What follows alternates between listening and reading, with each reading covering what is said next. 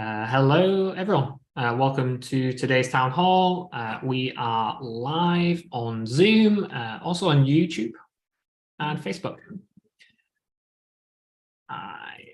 Sorry, I'm just getting feedback from our live stream on YouTube there. So we'll just wait for people to slowly stream in today before we kick things off. Welcome, everyone. And I'll start by sharing my screen as well. So hello, everyone, and welcome to today's town hall session. Thank you so much for joining us. So just a few housekeeping items to start us off, as always. So as I mentioned at the start there, we are live streaming today. We're live streaming on a couple of channels. We are on YouTube, Facebook, and also on our Facebook group. So if you get disconnected at any point, feel free to go ahead to any of those channels and you'll be able to watch live from there too. Obviously, we're also recording the session so that people can watch this back afterwards. And as always, we will kick things off today with a couple of company updates from Pierre, and then we're going to move on to some product updates from Emily and Andrew. As always, if you'd like to ask a question, feel free to use the Q&A functionality at the bottom of your screen. And if at any point you feel the desire to come on stage towards the end of the session, when we moved into audience Q&A, you can use the raise hand function. There's a little emoji button at the bottom, and under there is a raise hand button, and that'll let us know that you want to come on stage. So without further ado, I will now hand things over to Pierre. Thank you so much. Hello, everyone. I will be brief because actually the team has more updates than I do. And as I promised last town hall 2 weeks ago, this probably will be the last time that I'm giving you a support update. But I could not resist because we are celebrating things a little bit on our end. So we are returning to live chat for real, which is something that we're just having at the beginning of 2 weeks ago. And now we really have been able to master a queue and a backlog. Hopefully you've been able to see that if you had a technical issue in the previous in the last few days. So yeah, we can basically share our stats that we've been seeing for the past 2 weeks, and that's on miles. To go to the next slide. We have been consistently hitting a response time that is around 6 hours and the close time below 16 hours. That was really since the last town hall, and that's basically been decreasing since. Those numbers are making us a lot happier than the previous case, where some of you had to wait for 5 days to get a response. And that is basically tied to our ability to recruit and train and onboard people to a level where they can be productive on the support queuing customer-facing conversations. We are going to work now on the next stage, which is also going to be the next slide, which is gaining in velocity for both response time and close time.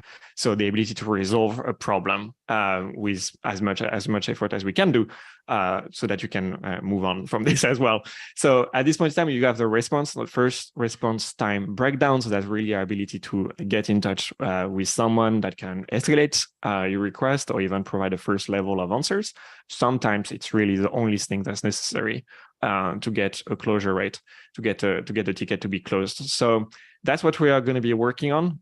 We're already starting today to adjust our processes. So that is, for example, we're really going to be more involved in the US conversations rather than working on the waiting longest.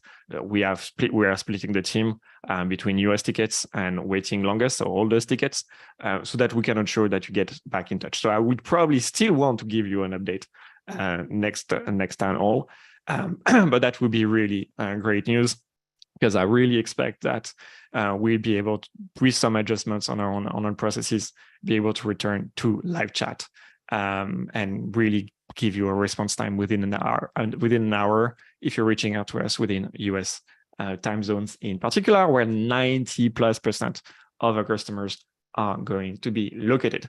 Now, I have another update, which is basically, again, to make conversation and just try to be interesting. We are still growing. So I checked the latest count in the team. We are actually now a team of 47, and we're still recruiting.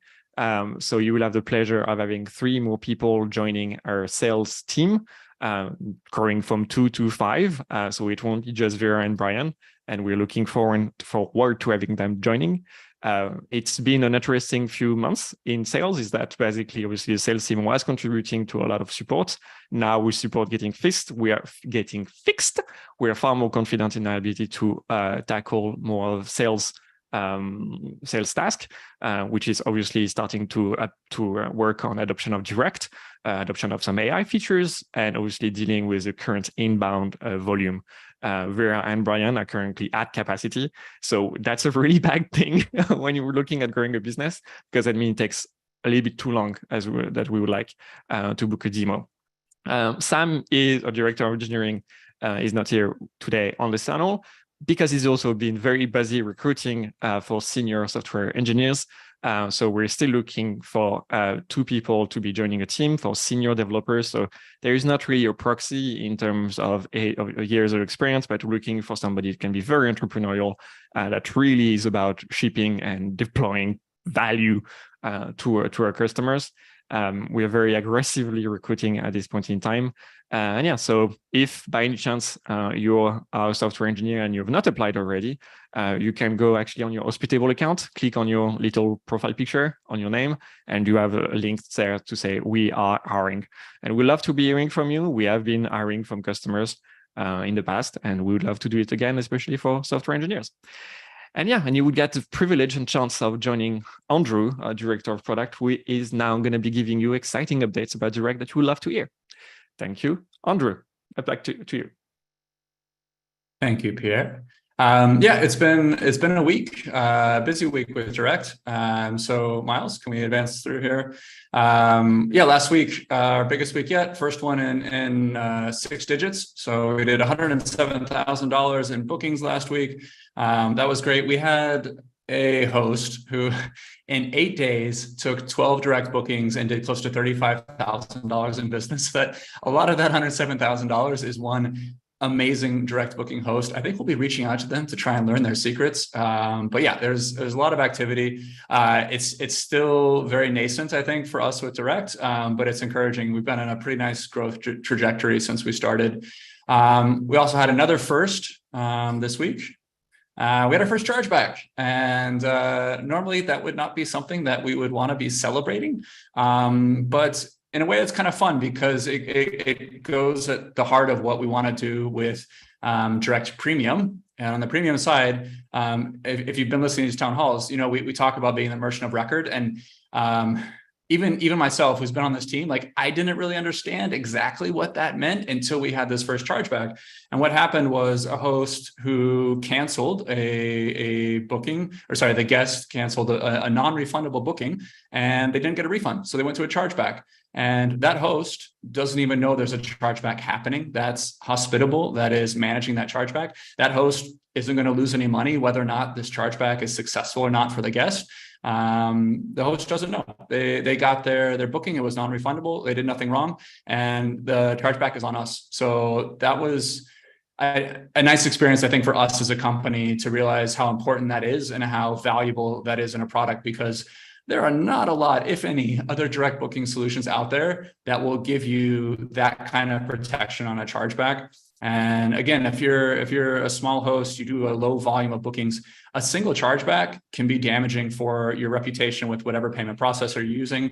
We're able to obviously have an aggregate large volume of bookings that we can spread across. So we can get even better at how we protect against chargebacks so we don't get them in the first place. We can be good about defending them. And at the end of the day, that all shouldn't matter to you because we're the ones that carry that liability for the chargeback. And yeah, that was a good experience. It was a learning experience. And I think we're going to be making some improvements again to kind of avoid those. But from your point of view, if you're on direct premium, that's something that is for us to worry about, not you. And we also had another first. Again, it's direct premium related. We had our first damage claim. So we're working through that with Superhog right now. Thank you so much to the hosts that did this. They read the support doc. They followed the instructions to the T. We got everything. We got pictures of all of the damage. We got pictures of the Amazon receipts.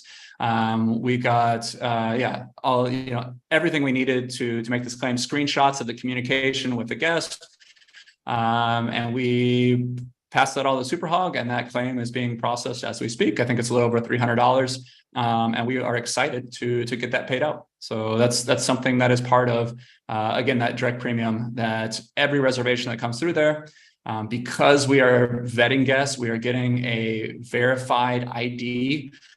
We're able to then pass that to Superhog, who's able to give us $5 million of damage protection on every single reservation that comes through direct premium.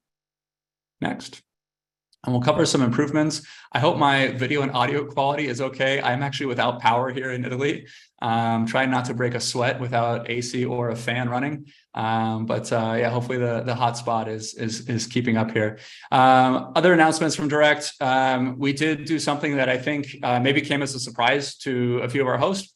We stopped showing taxes in the initial quote. So if you have people coming to your site or your widget and selecting dates, we generate a quote right then.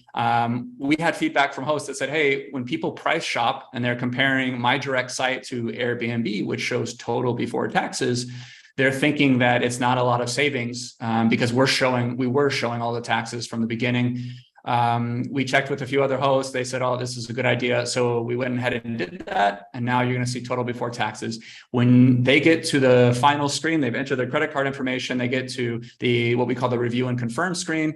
They see all the details. That's when we'll show the taxes for them. And they can even, expand that and see exactly what taxes are getting collected and get full transparency on that. But I think this is a more, it's a better sales position for you to be in. It's obviously people are going to be price shopping, so you want to have the best foot forward with your direct site. So I think we're happy to have done that.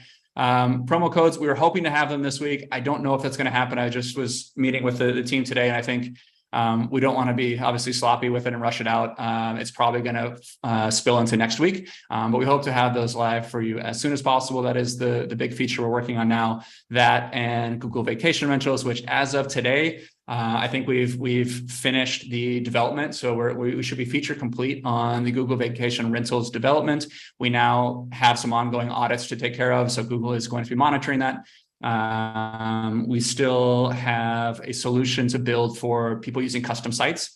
Part of the Google Vacation Rentals integration is that they want to have, kind of guaranteed uptime on the URLs that we send them, on the SSL certificates that make sure you have a secure connection. That's easier for us to do for sites that we control. If you've got your own custom site, we're still working with Google on the best solution for that component.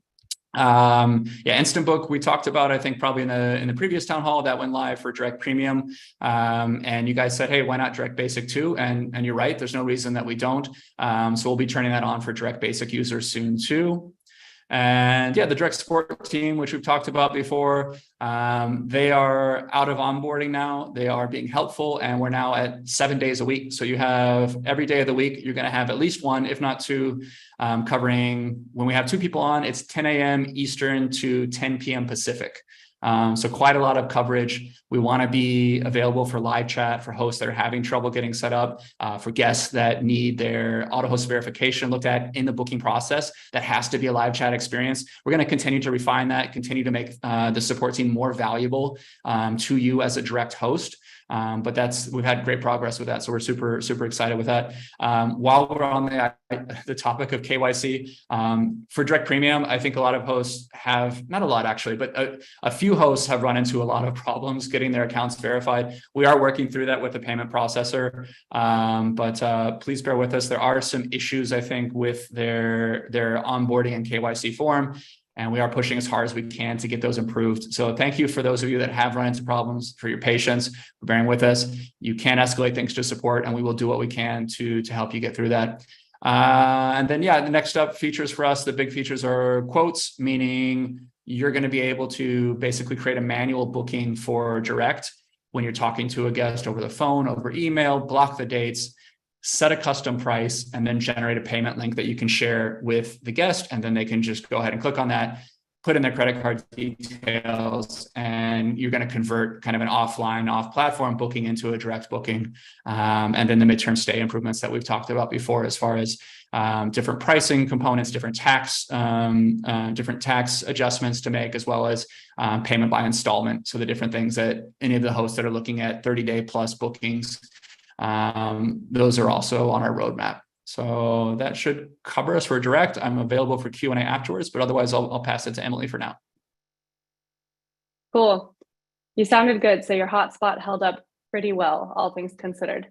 Awesome. Hey, everybody. Okay, I'm here to give an update first on smart locks because I know that's what everybody is excited to hear about. So for context, for those of you who haven't been a part of our last several town halls, we are in the process of migrating our Schlage integration from one integrating partner to another integrating partner. Basically, we were having issues with our old Schlage integration related to that partner that we had chosen, and we decided to move with someone that has been more reliable, we've worked with before, and we feel really good about that partnership. Really cool news, after we made that decision, our new integrating partner actually got access to Schlage's official API, something that they didn't have before and not many people have. And so they've implemented that, and we're seeing a lot of success with this new integration. So just to let you know, we do still have a lot of people on the old Schlage integration, and many of you have asked to migrate over. We've got 2,000 users on the old integration, and that represents 6,688 locks. And then moving to the next slide, our new integration, we have 398 users and 982 locks. So I show those numbers to say migration is happening. Up until this point, we've been really hand-holding everybody through the migration process. And what that's looked like is calls with Alyssa, our other senior product manager, with many members of our support team, like sharing screens, actually showing our host how to go through this migration process and looking at things under the hood while that happens to make sure that everything is in a good place. Because of all of that work that's happened the past several weeks, and many of the hosts who are super grateful kind of volunteered to be a part of that initial test group, we're feeling really good about allowing other hosts to migrate themselves from this point forward. So before you had to have support help, now you can do this yourself. So when can you migrate? There are two ways that you can initiate a migration yourself. One is if you're actually having an active issue. So if your Schlage lock fails to provision a code, you will receive an email with this little warning emoji in it. It says smart lock pin code creation failed. Scroll to the bottom of that email and you'll be prompted directly in that email to start the migration process and reconnect your Schlage account and move over to the new integration. We'll guide you through that whole process from within the product. It should be pretty seamless. You'll have to reconnect your Schlage account. Your properties should be matched with your locks. Your codes should stay as they are. Any codes that hadn't gotten created should get created. And so if you're having an active issue and you get that email, you can start the migration yourself. Next, we're starting now to slowly roll out the ability to migrate yourselves to everybody, even those people who aren't experiencing issues. So when your account is selected for our slow rollout, you'll see this banner, that pink banner in Hospitable that says action required, update your Schlage lock connection. You can hit take a tour and it'll put you through the process to reconnect your Schlage account. Let's move to the next slide. I want to talk about some of the differences between the old integration and the new integration for Schlage specifically. One thing that we're rolling out as a part of this is a new property access panel, which gives a lot more clarity and transparency into the life cycle of a smart lock code. So before, all we had was like the name of the lock and the code. And otherwise, we didn't really give you a lot of information with like, where is that code? Is it on the lock? Can it be used? Has it been used? We didn't really tell you any of that. We could sometimes see, but we didn't always give that information to you. So we've improved the property access panel to be really transparent with where your code is in the process. So the biggest difference between the old Schlage integration and the new is the moment that we put the code on your lock is different. With the old the old integration, we would put the code on your lock immediately. So many of you guys, if you've wanted to check to make sure it worked, have kind of gotten into a habit of receiving a reservation and immediately opening up your Schlage app to see the code on there. Well, with the new integration, you won't be able to see it immediately, but we will tell you exactly when you can. So you know, if you want to check, you'll know when you can check. So there's a couple different stages. Pending happens first. So right when you get that reservation in, we're going to start creating the code on Hospitable. And it should happen pretty quickly. It'll move to the created stage where we'll actually have the code created. We'll know what code we're going to send to the lock, but we just haven't sent it yet. And then 3 days before the check-in, we will make that code visible on the lock. And again, we're showing in the property access panel the date and time that we expect to make that visible on the lock. And the last stage is when that code will be active on the lock. So when the guest can actually use it to enter the door. And that is based on your specific settings, typically based on the check-in time plus any buffer that you've set within your integration. So this is going to be available soon as well. So for all of those, all of you who are migrating over to the new Schlage integration, you'll have more insight, more transparency into where your code is. So hopefully you can feel better about that. And yeah, just we're so excited to be able to give you like a more reliable integration because we know that the smart lock, especially Schlage, is a really critical part of your operations. Okay, let's move on to Vrbo. And if we have any questions about that, by the way, we can chat about that later. Okay, Vrbo connectivity improvements, another thing we've been talking about for many, many weeks. I do want to first call out a fix that we made last week. This was a pretty big one. We discovered an issue that was dating back to May 3rd, where any availability that was set in Hospitable or through the calendar sync wasn't successfully pushing to Vrbo. We had several reports of hosts reporting that to us, and our awesome support team kind of raised the alarm last week and asked us to take a look at this again. So engineering did identify the issue and implement a fix, I believe on Thursday. And so for any of those accounts who were impacted by that, the availability between Hospitable and Vrbo wasn't in sync, but now it is. It's since caught up. So you can rest assured knowing that now your availability is synced between all calendars. So we're excited that that got addressed. Next in progress, this has been one of our bigger projects, something that we probably have a few more weeks of work to finish this up, but we're making some big enhancements and really changing the way that we do our reservation sync. I'm probably not going to get too nitty gritty in the weeds here, but the point is this is kind of a major refactoring the way that we think about syncing reservations to Vrbo. And this big change is going to have a trickle effect, a positive trickle effect, and really solve a lot of other issues that we see as well. So we're hoping that in the next 2-3 weeks, we'll be finished with this and that you guys can see an impact there. And then we'll revisit Vrbo again and take a look at, what can we further improve on from here. All right, let's move on to just other kind of random fixes and improvements. One is the property name shortcode. So for a couple weeks, the property name was actually displaying the listing name incorrectly for some of you guys who had manual or direct bookings. So thank you guys for calling that to our attention. We did fix that. Next, some people pointed out that their threads weren't being unresolved when they got new messages from Airbnb. So basically what was happening is sometimes we'd receive notification of a new message on Airbnb a little bit delayed. And we were only checking if the message was sent to us in the last 5 minutes. But if we received the notification from Airbnb at minute number 6, we would assume that was old and we would not unresolve that message. So we've expanded that time frame to 10 minutes. So now even if Airbnb is a little bit delayed sending us that new message, we would still unresolve it for you so that you can make sure that you actually chat with that guest and get to work through their concern with them. And last, oh my goodness, you guys, it's 12:23, which is crazy. We usually go way longer with the updates, so we'll have a lot of time to chat after this. But next, I want to highlight a new app. We now have an integration with Rategenie that was just released last week. That is in beta.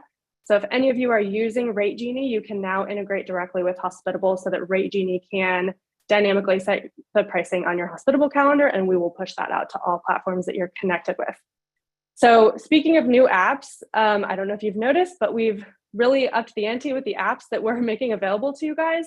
And we're making an effort to really make sure that we're showing you what is going to give you value there. So if you guys are using apps outside of Hospitable that are really valuable to you, please put in the chat like what you're using, what you'd love to see us integrated with, especially if you're using an app that is integrated with Hospitable, but you don't see it on our apps page. Because we have a public API, like anybody can build an integration with us and they don't necessarily have to tell us. So sometimes we don't know about that. And we'd love to learn and be able to shout it out to all of our customers so that everyone can take advantage. So yeah, as I pass it back to Miles for Q&A, drop in the chat all your other favorite apps. Cool. Thank you very much, Emily. And seeing a couple coming in already there for you. So keep an eye out for those. Okay, moving on to the Q&A portion of our town hall. And we already have one person with their hand raised. Remember that you can use the reaction button at the bottom to raise your hand if you do wish to come on stage. So the first person here, Tried Strong, inviting you on stage. Hello. Hey guys, can you hear me? We can indeed. Yes, we can hear you. Great Okay, voice. great. Much better than mine. Yeah, I've been on a few times. I love you guys. Zach Trider, I'm always saying that, am I? I'm always saying yeah, that. you do. I love you too, Pierre. Don't worry. So my question is about the automated messages that go out. I've mentioned it before, but I've kind of run into a reissue again. So I just wanted to bring it up. On the one hand, it's obviously what you guys do is great. I love everything.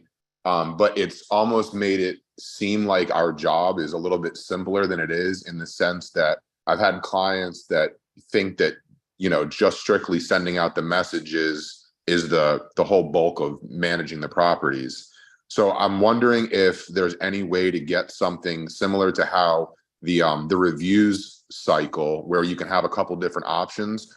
If we can maybe get something in the messages, like the welcome message that we send out, so it doesn't necessarily say the same thing to every guest every time.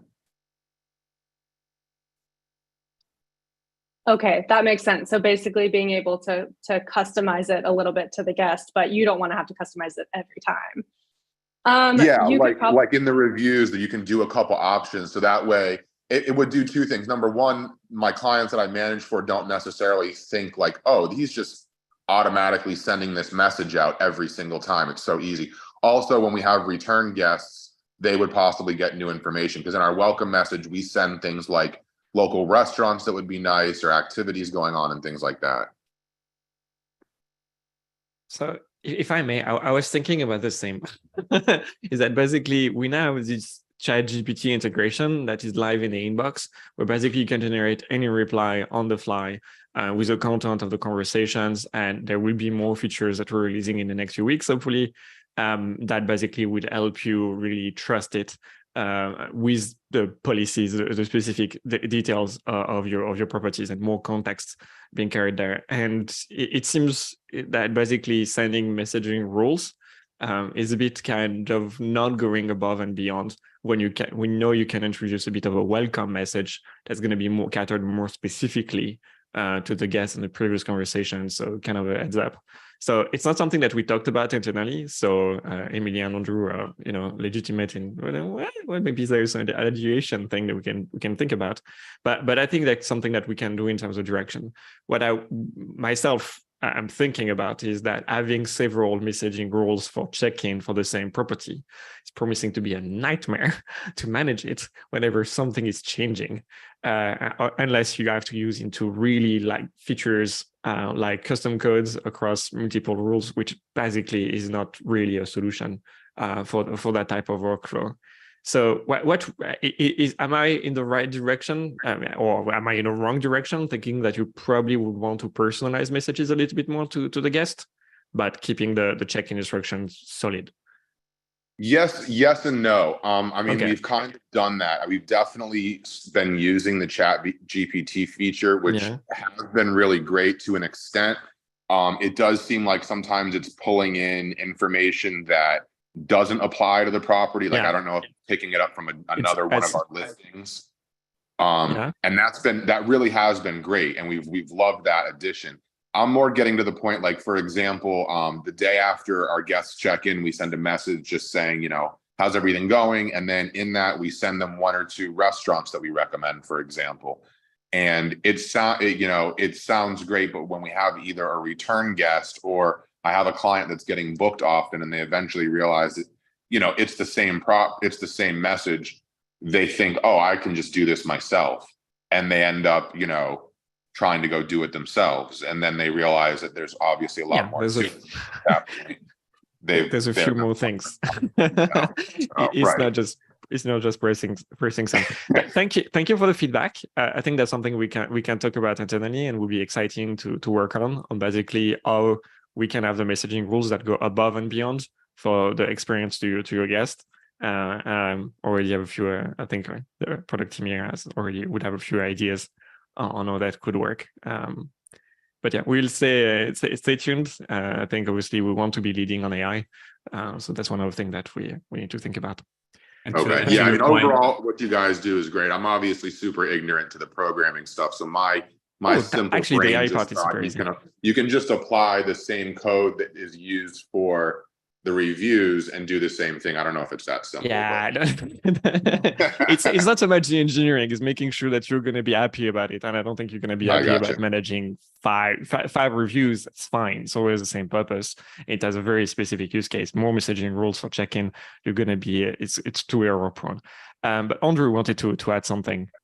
Yeah, and just to your point with the current Chat GPT implementation, right? The suggest to reply, that is something we're also looking at improving. So that initial implementation for us, we're looking at, kind of figuring out where it's straying off and doing things that we don't want it to do. So we're looking at doing that right now. And probably hopefully 3-4 weeks, we should have like a V2 of that. That's going to be a lot smarter, hopefully. Cool. Yeah, that thing's been great. And like I said, overall, the direction, we've been with you guys for a while now, and the growth that we've seen and everything, we're super excited about it. Appreciate it. Thank you so much. Yeah. All right. Thanks, guys. Thank you very much. Thank you very much. Now inviting Storm on stage. Hello, Storm. Hey guys, can you hear me? Yes, perfectly. Welcome back. Thank you. First off, amazing package and super excited to hear that Google Vacations is in, sounds like end stages. So, and then as far as that chat request earlier, I just want to say one, Chat GPT is, I agree with everything the last person said. I love the fact that it even knows that I like using emojis when I respond, and now it naturally just finds the right emojis for my responses. But my question is, so I signed up for the direct booking premium package during the Zoom live town hall y'all did, showing us the amazing package that it is. After I just spent $5,000 on my own personal website, I should add, I ditched it and went back to this one. And I love it, except for the part where I haven't received any payments yet. And I was just saying in the chat, Andrew, I think you're the person that I was talking to with my initial booking was a return guest. Yep. The host ID, I mean, the verification process with auto host, apparently they didn't upload a legible picture of the back of the ID, so it kicked it out, but it had already taken the money from her account, or at least submitted the request for the money, because she was able to show me a screenshot that said on her bank account, hospitable.com. So I felt the money was secure and I approved the reservation, and then the whole reservation got kicked out and canceled, and y'all's customer service time was 3 days, and it was a same day booking. So basically they stayed for free is the end of the story. I can figure out payment from them because they're a return guest, which is why I was okay kind of testing it out. Yeah. But my bigger concern is that the next direct booking we had was a $4,000 booking. And it initially said that it wasn't a secure payment, but Andrew explained it was a terminology thing, which was fine. But it's now come and gone, and I still haven't been paid for that one. So at this point, I have submitted a question. It said I'd have a 12-hour wait, and it's been 24 or so now. So I figured I would ask. I'm also promoting the crap out of the upgrade to all our Clubhouse friends in those rooms that talk every week about, this whole industry. So I want to continue to promote it, but give accurate feedback, and help make it a better product, right? So that's kind of where I'm at with the direct booking right now. But I appreciate that. And it's I'm sorry you had that experience. I do remember the first issue. If we're not able to verify, then that does prevent us from being able to accept, because if you were in the first part of this, like, we are taking liability. So if we get chargebacks, that's us losing the money on that. In the future, please don't allow a booking to stay if you haven't accepted it. We'll look at if we can make that more clear. That was never an accepted booking. So I'm glad you're able to recover the money on that. And then the second one, I think the issue is you don't have a verified payout method, right? I do, as far as I know. I'm not able to figure out how Okay. to see what it is. Like when I go into direct and then I click on payout methods in the second menu, it shows me it shows me a page that kind of, you would think there'd be another section there showing me what account is talking about, but it isn't. It just tells me that this one is selected, this is the primary, and there's no like, I can't see the information I've already submitted and verified now.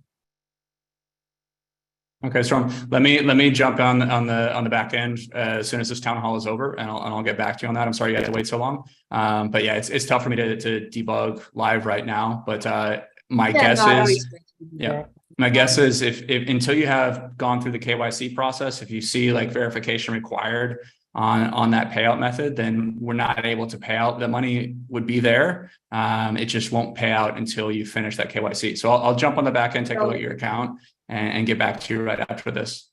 That's fine. I can tell you it is verified, and it says that the payment's already been sent out at this point. So yeah, look at it, but it is verified. I appreciate it though. Okay, yeah, we'll have to look into it. Yep. I love it. I do have a question. Is it possible? So like I said, I have my own previous site I built. And what's important for me is that I'm building mine out as a portal, and I had a blog going on the other one. Is it possible for me to put this website into a frame and then still be able to add my own meta tags and SEO words and all that good stuff? Because right now it's either all your site or nothing, I feel, unless I'm just missing a workaround for that. So for custom sites, we do have a lot of hosts that use their own site. You would use the booking widget if you want to use that nice $5,000 site you built. You can create a booking widget and direct, and then you can the link will be unique for each property, right? So you create one widget, scope all the properties that you want to publish to that, get the unique code for each widget, and then you would add that to your custom site as a widget or iframe, and that's how you would use your custom site. Okay, I understand all that. That makes sense. Okay. Yep. Well, good for keeping up. Thank you, Storm, for the feedback. Noted. Thank you. Thank you very much, Storm. Now inviting Tom on stage. Hello, Tom. Hello, Tom. I'm here. Can you hear me? Yeah. Hello, Tom. Right. How can we help you? Hey, all right. So two things. One is I was testing out the user experience with the new feature of the total before taxes during checkout. And I definitely agree on the idea of how we're presenting it. The only part where it gets a little kind of shaky for me, and I'm just wondering what the consensus is when we get to now they're entering credit card information and still don't have the tax info. My gut kind of feels like at that point, they should now know what the taxes are before they enter the credit card info. But, obviously it's kind of what the consensus thinks here. So that's the first part. Okay. Yeah, I mean, it is credit card before they get to the final screen, but then we do say that this is not proceed to pay out. They haven't actually committed to a payment at that moment. They do get to see the final before that, but yeah, that's something we can take into consideration. Yep. Yeah. And I do see the note that clearly, it does state that this is, that you won't be charged yet. Yeah. But, it's pretty small.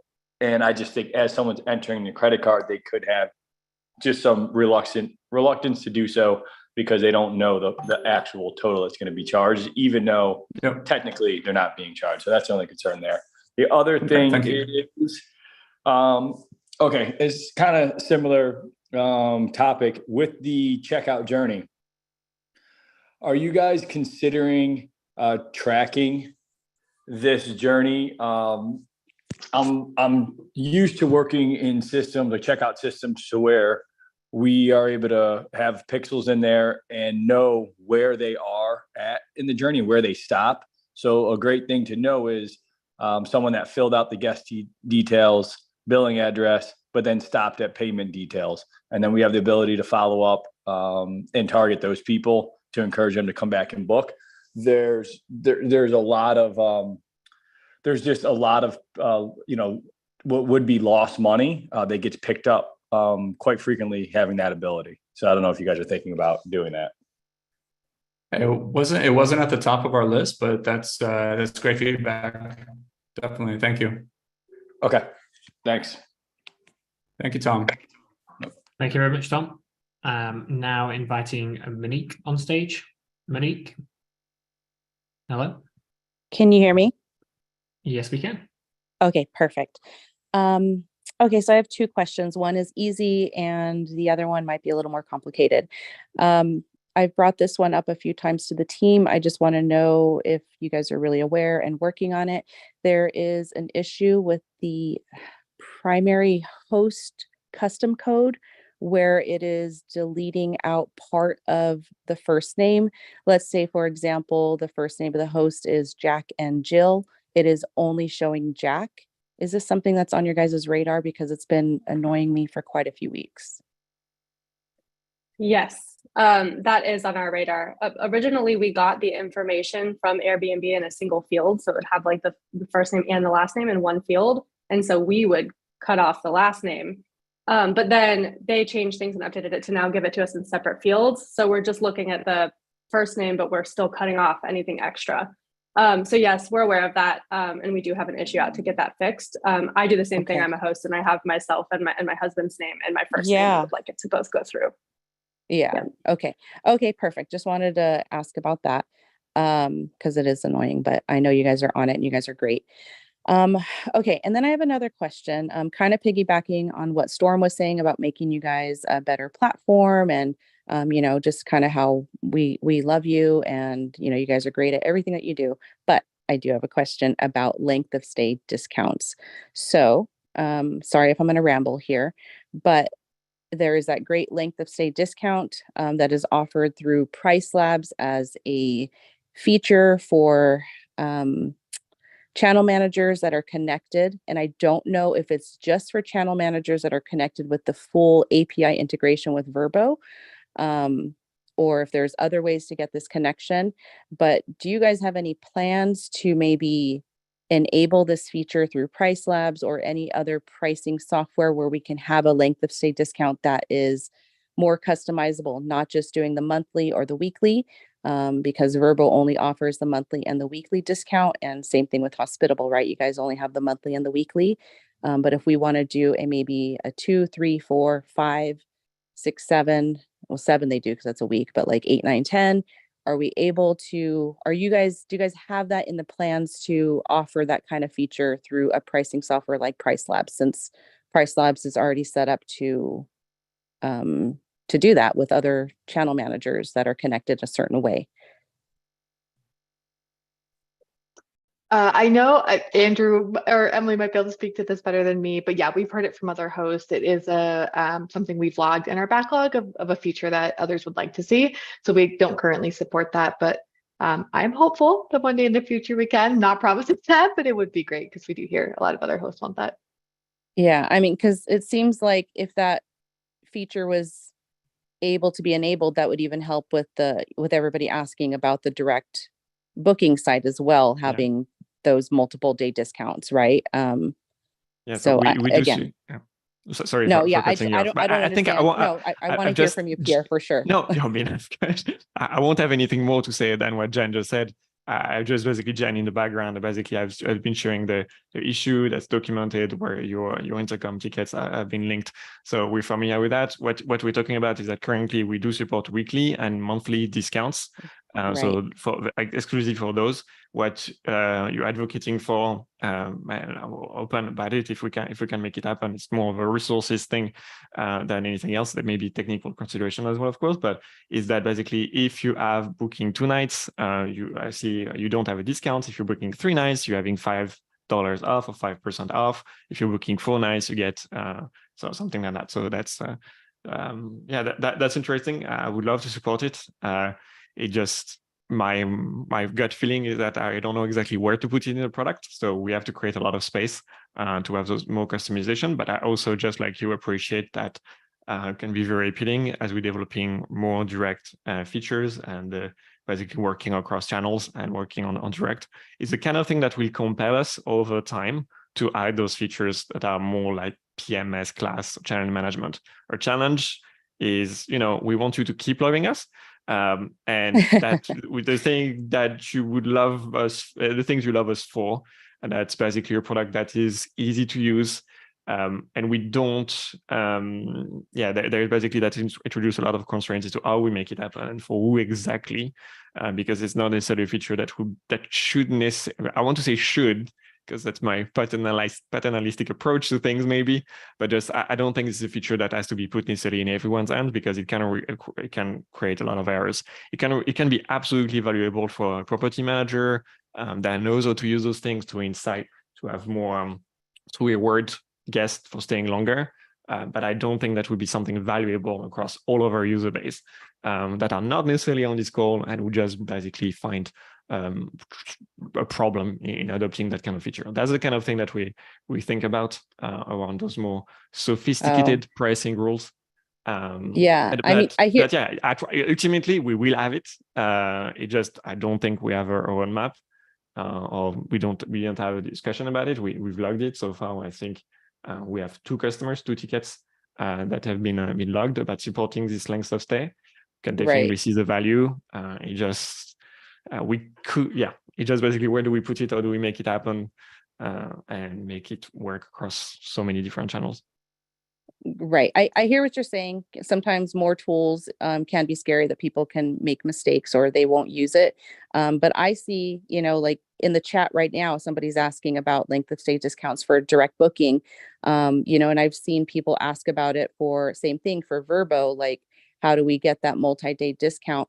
And then now that you're going to be opening up direct on Google Vacations, people are going to be wondering the same thing. So I definitely see the value if we were able to, have that connection, whether it's with Price Labs or another pricing platform, to where we can have that length of stay discount. I really think like your customer base would definitely use it. Sure. And maybe, maybe there's room for a survey or something out there. But I don't know. I just wanted to bring it up here since, I don't always get to chat with you. And I just wanted to, I just wanted to put it in the forefront. That feedback was heard, and Jen is very smiling, because that's that's the thing that makes me move the needle. But yeah, no, thank you very much for getting that feedback to us. Thank you for letting me put it out there on a public platform so that, everybody else can maybe chime in and put a little pressure on you guys. So sorry, sorry at the same time. No problem at all. Nothing to feel sorry about. Thank you I'm very much, also going to share in chat. We have a public feature request for that. So anyone's interested can add their vote. I will share that in the chat in Town Hall in just a second. Okay. All right, cool. Thank you, guys. Thank you. Thank you, Jen. Thank you, Minnie. Okay, next up on stage, we have JTL Fishing, presumably going to tell us about their latest big catch. Hello, JTL Fishing. Can you hear me? We can indeed. Hello. Hey guys. I don't know why it comes up as that, but my name's Jason. So I was wondering, I co-host for a bunch of other properties now, up to 11 listings now. And one of the main features that I'm really waiting for, and I don't know if you guys have it on the pipeline at all, is owner statements and maybe some type of like KPI dashboard within Hospitable. I can answer this. Yes. So we are actively working on a more robust metrics dashboard to give you guys. Right now, metrics is just like a data dump in a CSV, and we give you way more information than you want, and it's kind of difficult to figure out like exactly what you're looking at there. So we're working on better metrics. And it's almost going to look like more simple metrics at the end of the day, because right now what we give you is kind of complicated. What we're going to give you moving forward, you'll still have that CSV export so you can search for something if you want something specific. But the metrics that will be available will be more visual, average daily rate, like the good stuff like that. And you can filter by property and, to select dates, really more like what the average person is going to expect out of metrics. We're going to make that available soon. We're working on it now. As far as owner statements, not necessarily in the true sense of the word. I would be curious to hear what your owner statements look like right now, because we've looked at what a lot of hosts do actually share with their owners, and everybody does it a little bit differently.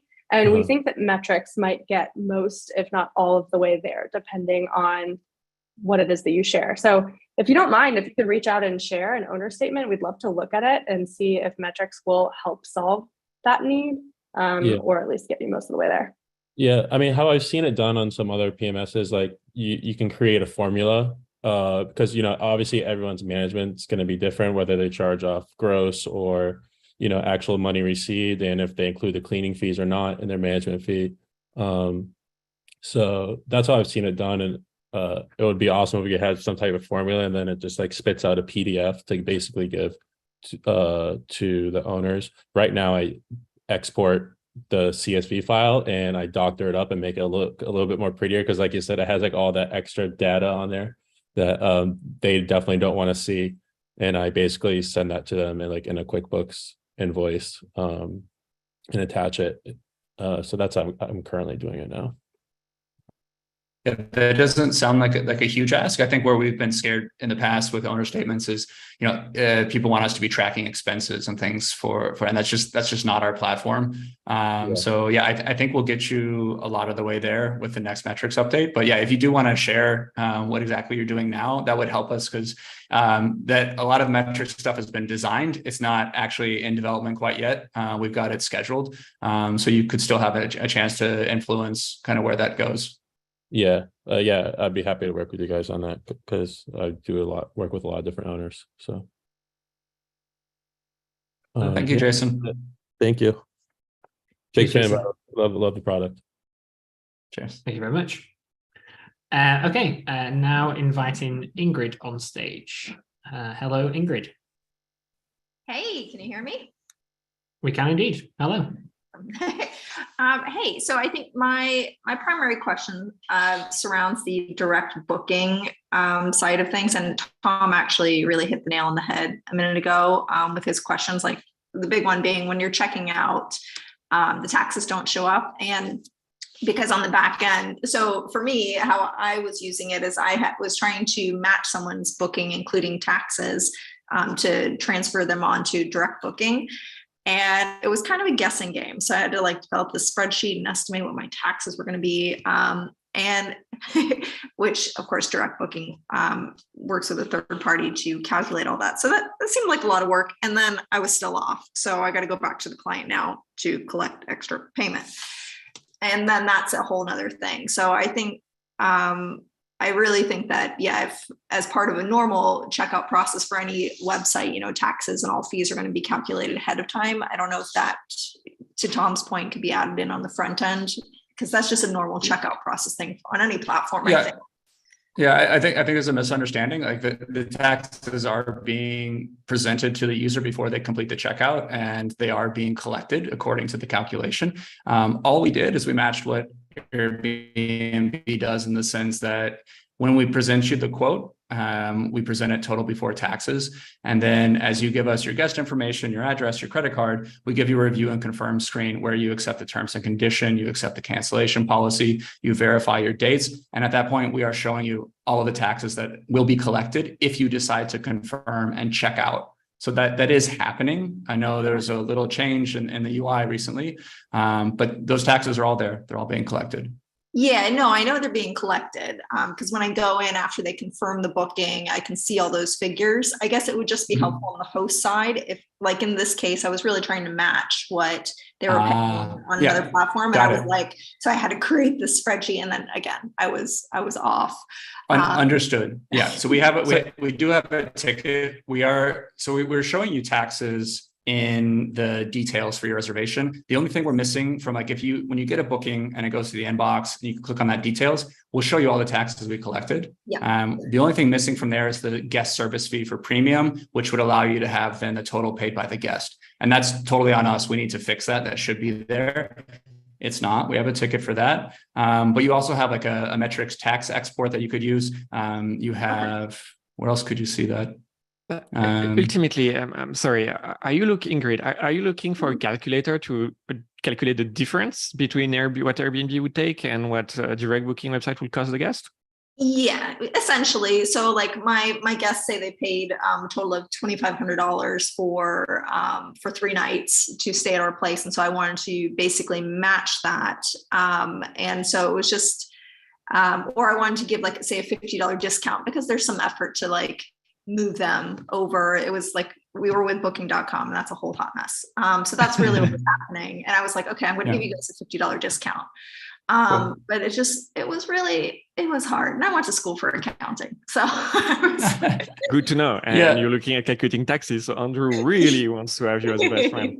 It was just, I calculated like 15% ish, give or take. But yeah, it was off. Or is possibly I missed a fee or something, depending on what the taxes were calculated on. But I thought I did pretty well until checkout, and that was wrong. A couple of things there. So I mean, the promo code feature that we're launching next week, that will help you to get $50 off, and you can share that with guests. Like that'll make things a lot easier. You won't have to calculate hopefully anymore. Thank you. Again, once you do have a reservation, you can see the taxes in the details. And the other thing that's good to make the price shopping better is to make sure you're using markup rates appropriately. So, when like Airbnb is going to take 3% out of your payout, direct premium is not. Your payment processing is included in that guest service fee. So if you tell us a nightly rate is $100, you get $100. Airbnb is going to take $3 of that $100. So you would want to go and set 3% markup, right? And then when people are shopping, your payout is going to be equalized across the platform. So you don't care, ideally, if they book on booking.com, because you've set, 18% markup rate for booking.com. And that will really make the price comparison for your guest easy to do, because they'll see that, okay, booking.com is actually a lot more expensive for them, Oh yeah. Well, and I think, so and that's what I attempted to do with my spreadsheet, and who knows, maybe I'm just like, it was just not my day, but yeah, I just thought like, oh, that could be a little bit easier. And then there was something too, after he booked, I think when the message went out, like the reservation confirmation email, it said, I think only like the first number that was plugged in, it was only the amount of days, like the total nightly rate, and it didn't include like the service fee. And I haven't gone into the code that was sent out, because maybe that's what's in the email, but it just basically, I think the total reservation was $1,500, but it said, thank you for booking. You've been charged $1,000. And then somewhere in the email, there was like a different price, but it was just like, it didn't match what they actually paid. It sounds like there might be a messaging rule also with what is a system message. So we are going to send an accurate accounting to the guest when they complete a booking on direct. If you have an existing messaging rule that's also sent when they accept a booking, that might be using a short code, that could be in conflict. But I'll go look and I'll find the email for the reservation so you can see what the guest is seeing there. But that I'm pretty confident that we're sending an accurate accounting to the guest, but you might want to look at your messaging rules too, and see if we're kind of double messaging. I did recall that. Yeah, I think there was some conflict within that email that went out, but when one of the guests booked before, because I have like a 10-minute delay or something to send out that reservation message, she got an email saying that payment had been confirmed. So I know on her side, she's not complained, as far as like the actual amount, but in that email. And I'm going to go through and like do a screen recording, because it was like but overall, I think it's a great concept. I just think like feels a little bit like, I would say clunky would be the word. Like it works, but it could be easier. Yes, we're just getting started on this, so obviously it's going to improve. You are currently seeing the state, the direct product, and generally our product in the worst state it's ever been.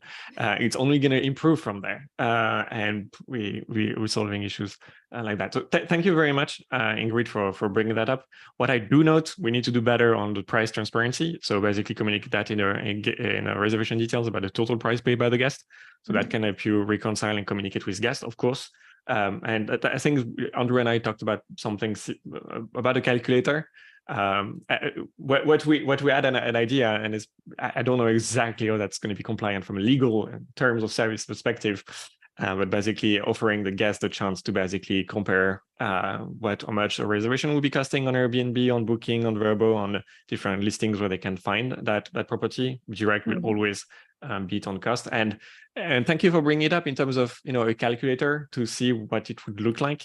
I think that what the cost would look like on direct for an OTA booking Definitely something we would love to look into, because we're pretty confident that if you have an alteration request or a returning guest, you should be inviting them on Booking on Direct, because you'll be making more money, we'll be saving money also to those guests in the future. So those items actually have been talked about. It's just a matter of basically putting that into priority. We heard from our customers, promo codes, very big deal. Quotes also was escalated several times in direct bookings in our Q&A. So it's really there. And also same, and Tom is actually bringing it up in the chat as well with a long message that I can't read right now. But also the same way, we also kind of ask for feedback about having the price without having an email before taxes. And it was also really from feedback from hosts that basically were calculating, comparing apples to oranges with the price that Airbnb would be displaying and the price that our direct booking website will be displaying just on the booking website without yet having entered an email and get proper calculation to taxes. So we went back just basically because Airbnb is displaying prices like that. Most of guests are coming from Airbnb, and it just was a compelling way for us to hammer the message that direct bookings are going to be cheaper for the guest, and they're going to be significantly more advantageous for the host. It can be in terms of money, it can be more importantly in terms of services and ownership of the relationship that you have with the guest. So yeah, thank you very much, Ingrid, for this. I see that we're in the hour. My rambling is definitely not helping. I'm sorry for that. But My battery's almost dead. Your battery is almost dead. So Andrew is about to drop Still out. Without power. That's good. That's Italy. That's perfect. Miles, you are the chairman of this meeting. Are we to proceed? I think let's try and squeeze in one or two more. Okay. We've got Stephen's had a hand raised for quite a long time. Two more so maximum. 2 more, and then let's see Andrew's laptop die live. On the let's watch him disappear live. Okay, inviting Stephen on stage now. Hello, Stephen. Stephen, be quick. What's your question? Hello, can you hear me? Yes, perfect. Awesome. I'll hopefully be extremely quick. I just want to know when the SmartThings integration is going to come live. That's it. It's a very good question. It's in beta. It's been in beta question. for a long time. Yeah. Emily? Yeah, we literally were just talking about this in a product meeting right before we hopped on Town Hall. I don't have a date for you, but once this Schlage migration is done, that and getting some other things out of beta is going to be one of our priorities. So hopefully we can share a date with you in a Town Hall in the future. I'm sorry, I can't right now, but yeah, we didn't totally forget about it. But also you can yeah. enable beta features and get access to it right now. It works. We just need to take it out of beta. So I'll shoot a message, or I guess you just go to settings, preferences, and in there you can enable beta features and get access to it. Gotcha. Okay, yeah, I've actually dumped the Schlage lock. I've gotten rid of it. I've gone to something else on SmartThings, and I'm so much happier. So excited for the integration to come in. And I am done. So hopefully that was quick. Thank you. So activate beta, experimental features. It's not so experimental. It's been in beta for way too long now. So thank you, Emily, for keeping tabs on this. And we can have Roger. Next. Hello, Roger. And Andrew died. Andrew's battery and laptop collapsed completely. So Roger, I hope you don't have a question about direct, because we're completely lost now. I can't wait to talk with you about this. So it's hopefully this is a small request, but for your review, when Hospitable can leave a review, it says immediately and then choose the number of days, and immediately doesn't work. And I can't leave even like within a few hours after they leave. And it's in my opinion that firstly, immediately should work if it's an option. And also I believe that the guest is ready to leave a good, fresh review right after their experience. It's pretty much how all industries work. They just want the feedback as soon as possible. It's as good as it can be. And so I just want, can you just have it instead of like number of days, maybe number of hours or Roger, immediately work? I could help here. So you're asking like for us to be able to create a review on Airbnb of that guest, correct? To send the automated reviews. Right. To review the guest, yeah. So right now, Airbnb actually doesn't open up their review period for 24 hours or up to 24 hours.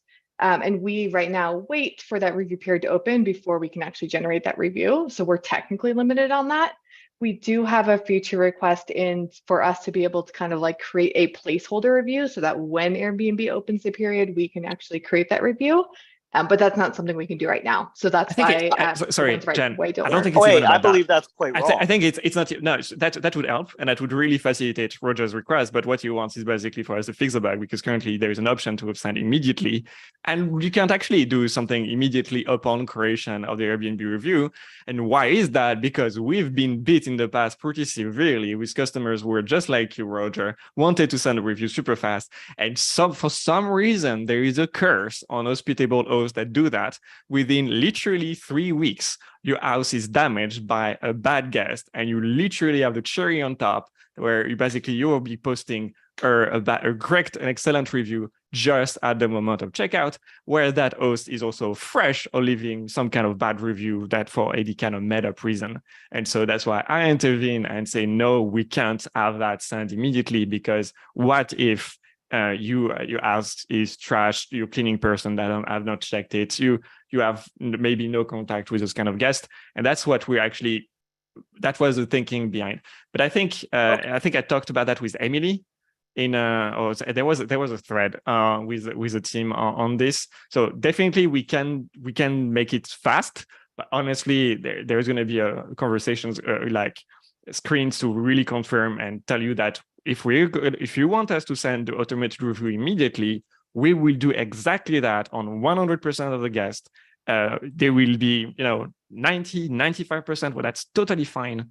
And that honestly is great. They will be very happy, and they will definitely maybe have a slight advantage in response for reviews. But there will be that one guest that you would love to write a bad review about and manage a review differently. And you currently, in the current implementation, you can do that. And that's what Jen was talking about, and would really help, Pierre, so that you can do that. We're on the same page, Pierre. Yeah, absolutely. And I want to let you know, could you just add a disclaimer that says this will send for 100% of guests, even for bad guests. And we accept the risk. You can make it in red letters or whatever, but that's how most businesses operate, if I may be very clear. And we've heard from just a disclaimer. Every customer, we could actually on the back end make it happen. We had done that experiment in the past. The old customers that did that churned, had canceled their Hospitable subscription because they were blaming us for doing exactly the job that they actually hustled to do it. So I hate this curse. So how about number of hours? Not number of days. We can have that. That's part is no problem. Let me talk about the product with the product team and the engineering team, because there is a big refactor also that should be coming on reviews, and actually probably also tied with more AI-based features. There is also, we've heard about responding to reviews. That would be also very helpful. So there is a lot, and rather than basically having a piecemeal approach, we should basically be able to strategize a little bit on what we want to have for the review automation experience. And I'm sure you'll be happy with the results, Roger. Because yes, I don't want to prevent us from sending that review because one day is too long. I hope we can agree that 1 day is too long for most businesses, and they're like on the way back from, Yes, we appreciate that, Roger. Yeah, Roger, thank you so much for bringing that up. We'll see it in the context of multiple improvements to reviews. Perfect. Okay, we're at time. Thank you so very much to everyone. Did you receive any mean YouTube comments? No, they were all positive. We had some great questions on there. So thank you everyone for joining on the YouTube live stream as well. About colors and all. Thank you so very much for your attention. Thank you for everyone in the team for their updates on product. It was great to have you. I think product team is having plenty of new ideas to work on.